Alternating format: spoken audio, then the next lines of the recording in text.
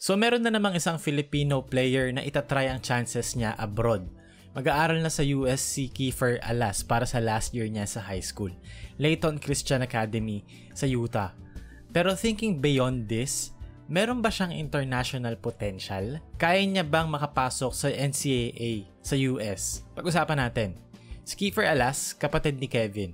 Alam mong basketball is in the blood kasi usually ang advantage ng mga ganun is yung kung paano niya i-approach yung game. Kasi growing up, di ba napapalibutan ka ng basketball, medyo may pagka-natural ka na. And yung laro niya shows that he's a cerebral player. Napanood ko na siya in person ilang beses. Yung galaw niya para siyang veterano. Mahirap i-describe pero pag nakita mo, mas masasabi mo rin na parang okay, iba yung pace niya compared to the competition. Sobrang mapapansin mo kasi yung poise niya. Especially di ba playing against other high school players. Siya yung pace niya, hindi siya mabagal, hindi rin siya mabilis. Pero is in the middle na parang controlled yung laro niya. Lahat ng ginagawa niya with purpose.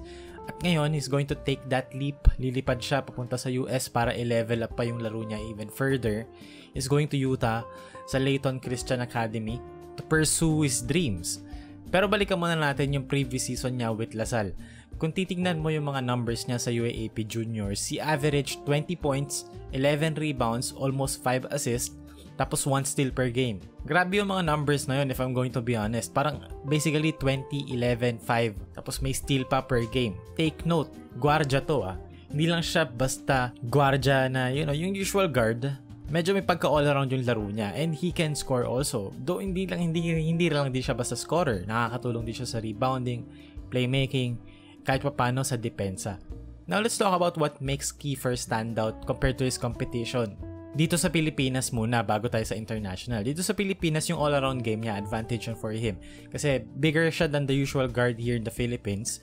He can score, rebound, can pass, all-around siya. Lahat ng aspeto, decent siya. Pangalawa yung size niya is listed at 6'2", pero hindi siya yung tipong payat na guard. He is stocky.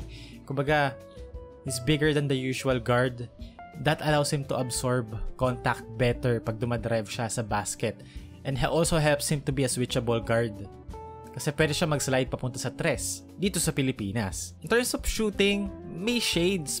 Pero right now, hindi pa consistent. Pero meron siyang range. And meron siyang mga moments na medyo may pagka-streaky siya. And then for me, yung biggest asset niya talaga is yung basketball IQ. Obvious na pinalaki sa basketball family. Marunong siya magbasa ng situation.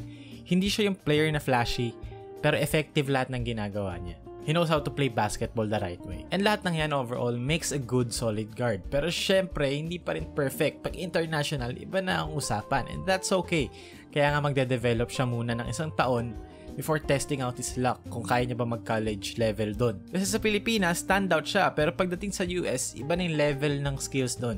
Iba na yung bilis. Kumbaga kung dito, 6'2", na guardia, malaki ka na, doon average ka lang. So, ano yung magiging edge? And I think that's for him to figure it out. So, going back to our initial question, does Kiefer Alas have international potential? Well, based sa kung ano nakita natin so far, definitely meron. Kasi yung kung ano siya right now, magandang canvas yon sa kung ano pa pwede niyang i-improve further. Kumbaga yung all-around game niya ngayon combined with his size and physicality for a guard, pag dinala mo siya sa US, he's average, which is okay. Kasi meron pa siyang i-grow. The fact na average na siya is good enough for now. And yung move niya to Layton Christian Academy is a crucial step din kasi para sa development niya. Doon niya ma-recognize or ma-figure out kung ano ba yung isang skill na kaya niya mag-stand out. Is it going to be playmaking? Is it going to be defense? Is it going to be slashing? Whatever it is. And dahil he'll be facing tougher competition din, diba? And access to better training overall and better, mahahasa siya kasi mas matutulis sa mga kalaban. So, pati siya tutulis din. So, overall, wala namang talo dito. However, it's still a long journey. Marami pang kailangang improve, especially consistency sa shooting and overall athleticism para makasabay. Kasi nakita naman natin before, naalala niyo si Cholo Nuevo. Like, yes, he looked okay. He looked good, pero hindi follow through yung skill set to make it abroad. Pero okay lang yun, diba? Pero si Kiefer Alas, we never know. Maybe. So, upo lang muna tayo as spectators and tingnan na lang natin anong mangyayari. Diba? Whatever kung ano man yun. Career niya naman yan. Pero again, in terms of potential, meron. Because the canvas or yung baseline niya as a player is good enough to be average abroad. Ano na lang yung i-grow niya beyond that is the question.